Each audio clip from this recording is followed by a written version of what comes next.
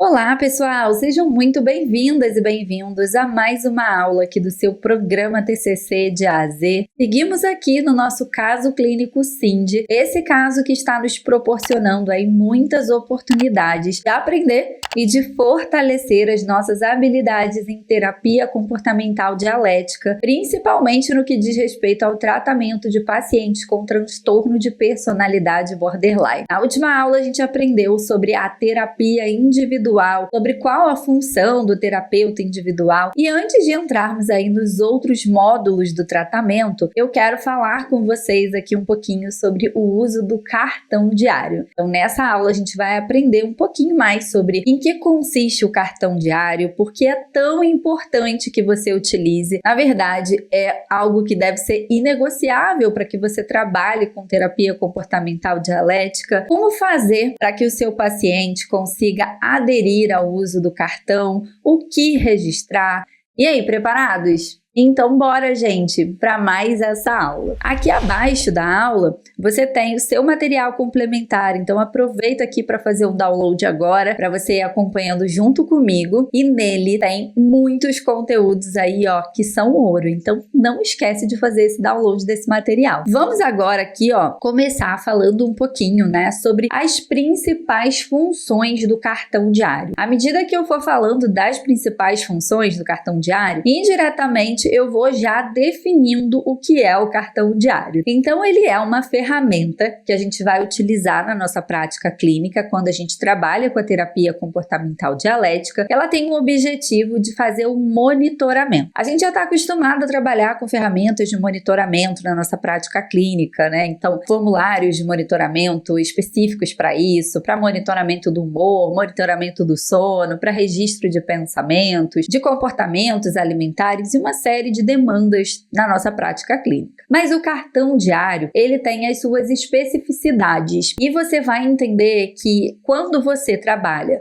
com uma prática baseada em evidências e você, quando é a melhor evidência disponível, a terapia comportamental dialética, não há a possibilidade de você trabalhar sem utilizar o cartão diário. Muitos profissionais acabam abrindo mão disso na prática clínica e eu vou além, tá?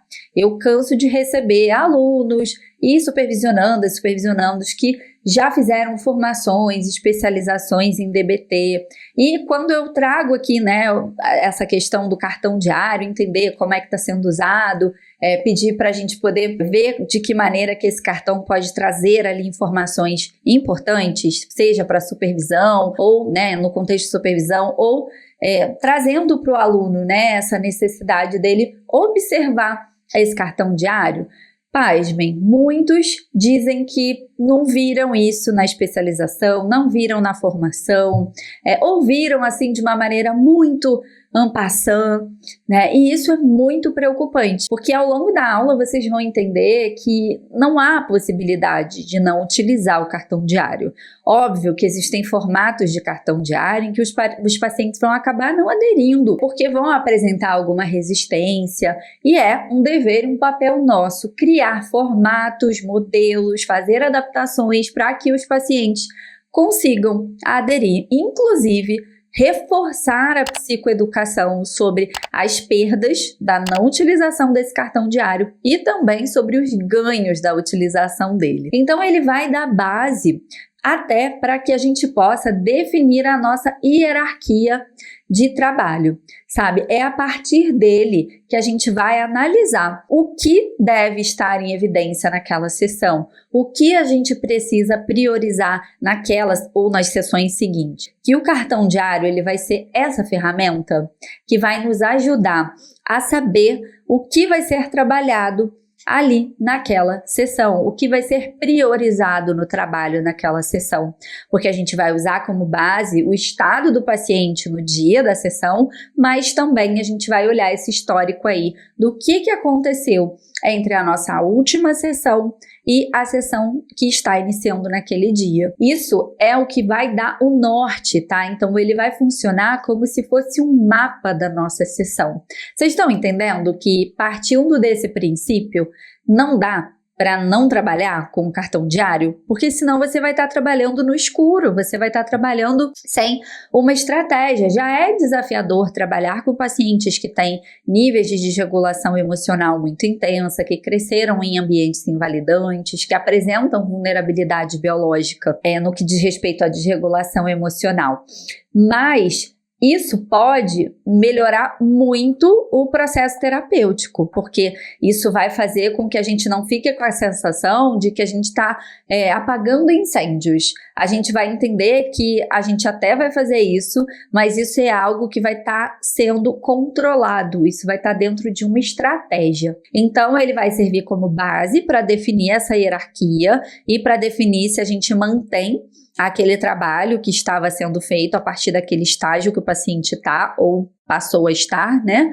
E vai funcionar então como o nosso guia, o nosso mapa de sessão. Vai ajudar também a identificar comportamentos até que fazem parte ali dos comportamentos que comprometem a vida, como por exemplo, alguns comportamentos e tentativas em que o paciente pode querer oferecer dano a si mesmo, tentativas de suicídio, né? Então, o próprio cartão diário vai nos ajudar a perceber isso na sessão. Por quê? Porque de repente o paciente ele teve ao longo da semana alguma ideação, ele teve algum comportamento de autolesão não suicida, ou ele até teve alguma tentativa de suicídio, mas ele pode, assim, como ele já passou, ele já está mais estável no dia da sessão, ele pode acabar não te contando e achar que aquilo não foi tão significativo, e o cartão diário vai ser ali o que vai ajudar o paciente a colocar ali, a elencar aquilo que precisa ser abordado na sessão. E aí a gente vai ver aqui, gente, vários modelos, vários formatos. Vou falar até um pouquinho, quando eu mostrar os formatos, sobre crenças do próprio terapeuta, tá? Mas a gente vai chegar lá, calma. Então, ele pode ajudar a identificar esses comportamentos que envolvem risco à vida, até ajudar ali como ser um recurso para a gente avaliar o risco do paciente. Eles devem ser preenchidos pelo paciente entre as sessões, né? Principalmente, gente, até mais para os estágios do meio para o final, quando o paciente já está mais estabilizado, ele não está mais retornando para estágios anteriores, a gente pode até flexibilizar, sabe? Mas nos estágios iniciais, não dá. Não dá, e vocês vão entender ao longo da aula o porquê não dá. Então, a gente vai precisar de algumas coisas. A gente vai precisar trabalhar as crenças do paciente sobre isso, aumentar a motivação do paciente para a utilização dessa ferramenta, gente, porque não só essa, como qualquer outra ferramenta, seja um registro de ataques de pânico, seja um registro de humor de um paciente bipolar ou de uma outra condição. Cara, é muito chato. Vocês já fizeram?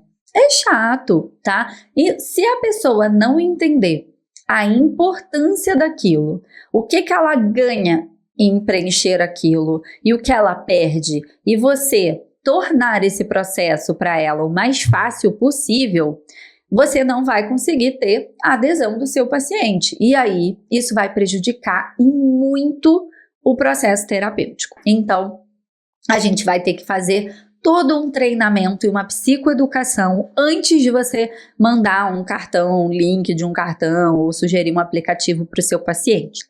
Eles vão ser preenchidos então entre as sessões, né? E eles devem ser trazidos para as sessões semanais. Existem terapeutas que até combinam com o paciente, de que assim, olha, uns minutinhos antes da sessão ele envia para o paciente, ou quando a pessoa atende presencial, pede para preencher ali na recepção, chegar uns minutinhos antes para preencher, mas o ideal é que o paciente vá preenchendo isso ao longo da semana, tá? Por quê? Porque ele pode esquecer de algo que é muito significativo, e isso pode atrapalhar aí, né, a sua avaliação e, consequentemente, impactar no seu plano de tratamento. O terapeuta deve criar esse hábito, essa rotina de revisar isso antes da sessão. O terapeuta não deveria começar a sessão antes de revisar, tá? Eu sei, gente, que às vezes o paciente já chega na sessão super ativado, já trazendo uma série de questões, né? E que às vezes é difícil realmente falar, não quero saber disso agora, cadê seu cartão diário? né? Mas a gente pode, assim que possível, pedir isso, relembrar até a importância, até para trabalhar muitas vezes essas coisas que esse paciente está trazendo ali, né? Essa atualização ali, esse update que ele dá no início da sessão. Bom, o terapeuta então deve lembrar o paciente sobre essa importância a cada sessão, inclusive quando o paciente faz, poder reforçar isso. Olha, que legal que você trouxe, que bom, olha como foi importante você trazer isso, que legal que você está se engajando. Então, usar falas que sejam reforçadoras para aumentar o engajamento do paciente nessa tarefa. Não preencher ou não levar o cartão diário para a sessão deve ser enquadrado num comportamento que compromete a terapia. Lembra? Comportamento que compromete a vida, a terapia, comportamento que compromete a terapia, que compromete a qualidade de vida. Pois é. Então, esse é um dos comportamentos que estão nessa categoria. Então, se o seu paciente, tudo bem, uma sessão, ele esqueceu, nossa, tudo bem, né? A gente também não vai ser assim, nossa, super rígida com isso, né? Mas se isso se repete, é importante que você volte para trabalhar essa fase que é dos comportamentos que comprometem a terapia. Enquanto existem comportamentos que comprometem a terapia, não dá para trabalhar as outras coisas. Então, você não deve avançar no seu tratamento, não só se tratando de cartão diário, como qualquer outro daqueles comportamentos que a gente falou nas aulas anteriores, que são comportamentos que comprometem a terapia. Não tem como, você precisa parar, né? Eu brinco às vezes nas aulas assim, a gente tem que parar o brinquedo, a gente tem que descer, a gente tem que voltar, olha, vamos voltar aqui, vamos entender as regras, vamos entender o que é necessário para que a gente participe dessa experiência, né? Então, você deve se lembrar disso aí sempre que o seu paciente, né, recorrentemente não está fazendo isso. Uma coisa, gente, depois a gente vai falar mais da parte prática, mas uma coisa que também atrapalha muito, tá? Que aumenta muito a chance do paciente parar de fazer, é o terapeuta não cobrar isso, tá? Por quê? Pode reparar, muitas vezes na primeira, segunda sessão, não só isso, tá? Outras coisas. O paciente vai lá e faz. Depois ele vê que você não tá dando muita bola para aquilo, ele para de fazer, tá? Mas aqui, de uma maneira geral, o que a gente vai registrar são comportamentos, a gente não, né, o paciente, comportamentos de autolesão não suicida ou tentativas de suicídio, tá? É muito importante que o paciente registre. Comportamento que pode também estar relacionado a causar danos a si mesmo, né? Então, um uso abusivo de uma medicação, né? Ou, sei lá, dirigiu embriagado, ou fez um uso excessivo de drogas, enfim, coisas nesse sentido. Comportamentos suicidas, sofrimento psíquico intenso ali, né? Uma desregulação emocional intensa, uma experiência emocional muito intensa. Já falei sobre o uso de substâncias, né? Tanto substâncias lícitas quanto ilícitas.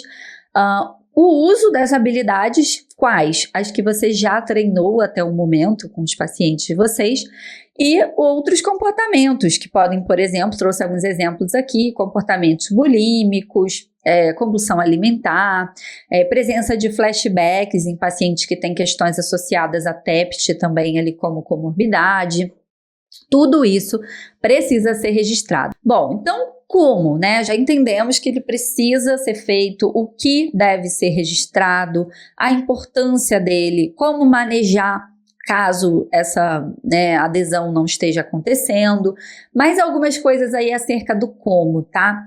Tendo o comportamento de uso de substâncias registrados ali no cartão diário, e também quando não foi, né, ainda assim, deve ser considerado como um comportamento que interfere na qualidade de vida.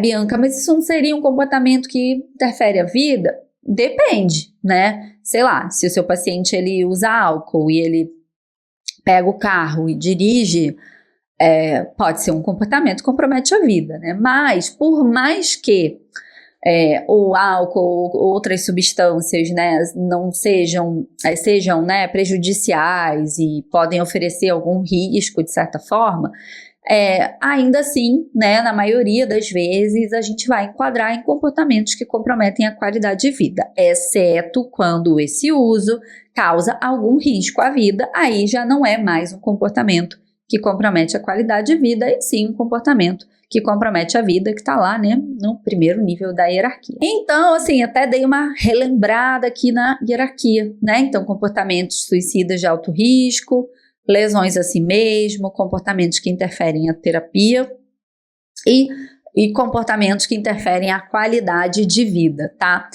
Ai, Bianca, o paciente vem com muita coisa, contando 7 coisas que aconteceram, 1000 registros no cartão diário, o que eu devo priorizar naquela sessão? Olha para isso aqui. Tem comportamento que compromete a vida? Não? Show. Tem comportamento que compromete a terapia? Não? Tá bom. Então, vamos para os comportamentos que comprometem a qualidade de vida. Mas quais? Aí a gente vai ver quais que estão oferecendo maior prejuízo ou que muitas vezes acabam sendo predisponentes para outros comportamentos que comprometem a qualidade de vida, tá? E você vai ter que entender isso aí de acordo com a sua formulação de caso. Lembra que eu falei que ia trazer vários exemplos de cartão diário, tá? E aí eu já vou abordar alguns aspectos associados à resistência dos pacientes e que muitas vezes é também gerado pela resistência dos próprios terapeutas, tá? Sejam aí, não precisa me responder aqui não, responda você.